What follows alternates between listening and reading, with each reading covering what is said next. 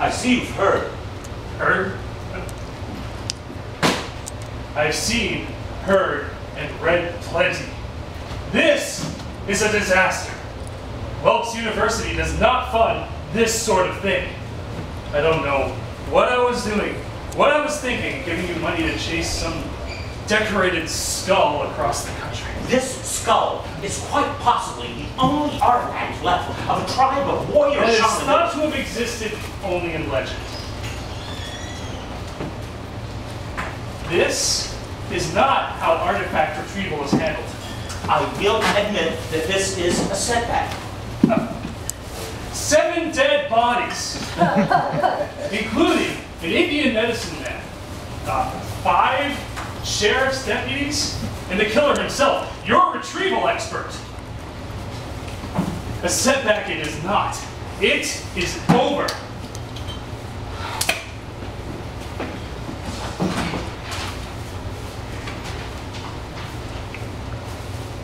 And what about this Arunga'atauk thing anyway? There's no mention of it here in the evidence files, but they say the sheriff's gone missing. Oh, there's evidence of him. The Arunga'atauk Skull is very desirable. You know as well as I do, Dr. Iverson, that the value of this artifact can be weighed in the blood of the multitudes throughout its history. It's said to be cursed, to become the unraveling of nations. All those who merely look on it are said to become obsessed with it for no reason why. Your ghost stories hardly move me, Donald. The halls of Welks University Archaeology Department have been built up over the course of 70 years. With all the legends, ghosts, and curses we take into these halls along with their artifacts, it's a wonder this place still stands. Yet, here we are. It's no matter. The authorities in Coldbrook have absolved us of any connection to this massacre, so we can put this ordeal behind the skull to bed. Put it to bed? I have another man ready to go, sir. But, no, Donald. The school has invested too much. Too much what? Money? Blood? Alfred Kovac is dead. And that skull is still out there. We need to send another man. I have a correspondence from Kovac, a letter from Coldbrook from last month. So you're asking me to approve funds to send another guy out to find an artifact that probably doesn't exist. What do you do with this money anyway?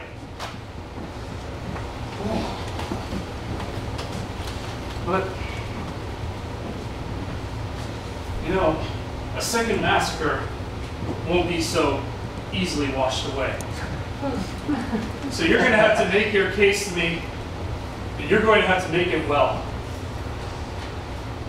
I mean, if this skull is as valuable as you say, well then, let's hear that letter. June 12th, 1967. My friend, Dr. Donald Cortland. After finding the stone caverns near the monuments where you said they would be in New Hampshire, I have procured the item you have hired me to retrieve. The area is desolate and silent. Not even the sounds of birds at midday. I found the skull in a pile of human bones, arrowheads, rotted muzzle-loader pistols, and muskets. It only stood out due to the wooden details embedded in the bone. This was obviously highly valuable to the Indians, and it seems like the settlers may have taken an interest too. In a nearby town, I found a charter for a village called Boddington Mines. And a local historian showed me some stone foundations reclaimed by the woods near the caves where I found the skull. I was told that Boddington Mines was destroyed in a raid shortly before the French and Indian War, which was strange to the historian, as the Indians had never raided anywhere else nearby. I am now in Coldbrook, Massachusetts, and am bogged down in a freak blizzard they're calling a nor'easter. This much snow in the middle of June? Never heard of such a thing. The roads are closed, and the phone lines are down as the storm was rather sudden. But the weather is clearing, and I will be moving along soon. Regards, Alfred Kovach. P.S. The skull is absolutely stunning. I keep dreaming of it, and the success it will bring us. It's like I can look into its eye sockets, and it will show me our moment of glory.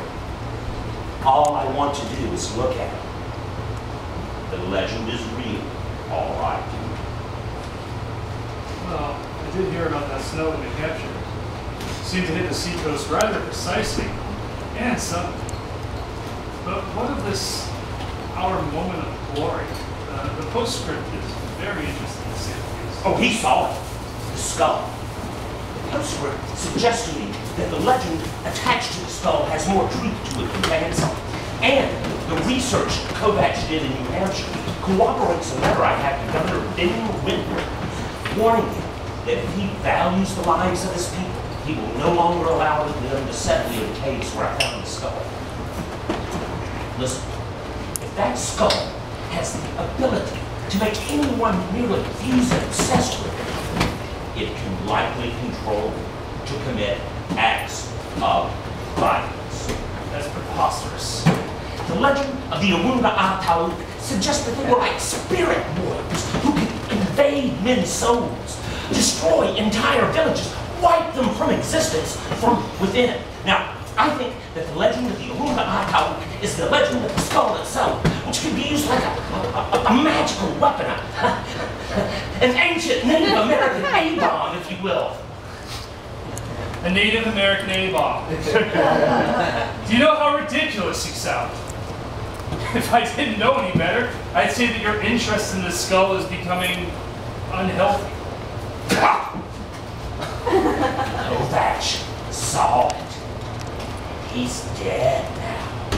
But before his passing, he either killed or witnessed the killing of 6 people before taking his own life with a dead cop's gun. How can you know he killed himself? There's no mention of suicide in his report. They wouldn't know. Kovach shot himself. The skull was taken by the sheriff. He's traveling by rail. South. Okay, Donald. You can sit down. You're acting very strange. This is not the way that you ask for funding. Do you hear me, Dr. Cortland? He called me extra!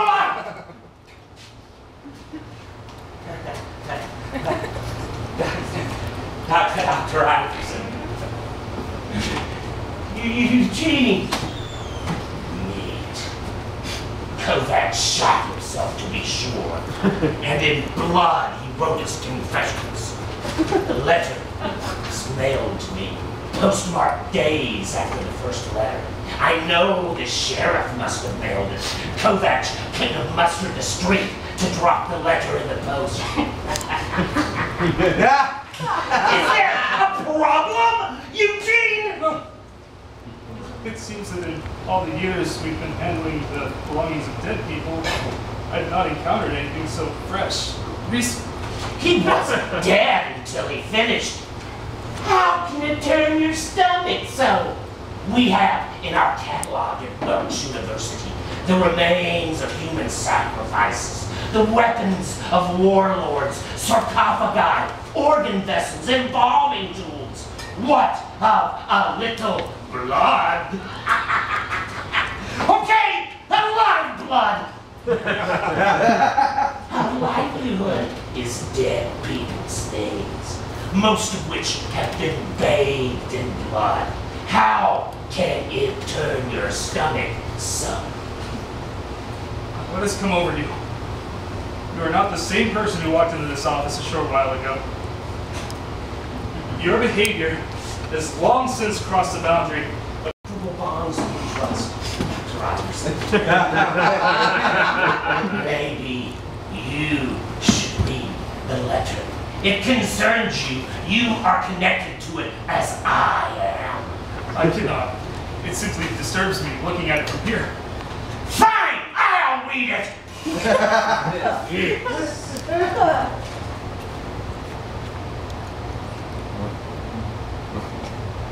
I, Alfred Kovacs, have been liberated by the Arunga'atauk Skull. It has shown me the glory of being among the ranks of spirit warriors. It pleases me to commit my blood to the skull in the beautiful marriage of lead and flesh, to break open my vessel, to loose my spirit into the world through the glorious conduit skull. Your cities will fall to our legion. All will join to merge the realms. All will serve the Arunga'atauk.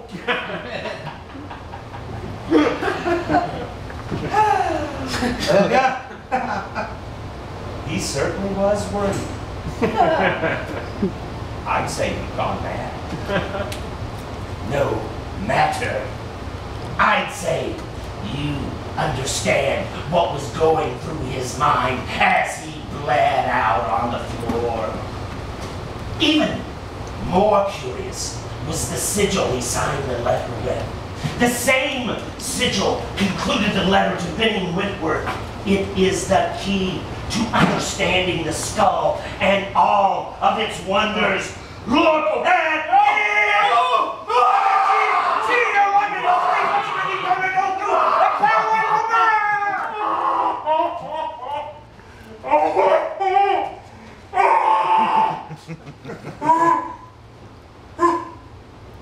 I have a man ready to retrieve the skull for us.